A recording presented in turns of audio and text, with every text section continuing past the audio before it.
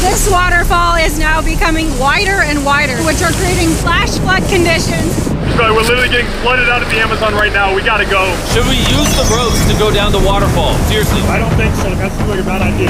We're gonna be in the woods. Isn't that just equally as bad? What's the risk? There's mud coming down on Jimmy's line, like a lot. At any point, they could be struck by lightning.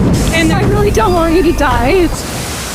So, with our YouTube video turned emergency operation, the only way out was through the same steep and slippery terrain that got us here. And now, we had to do it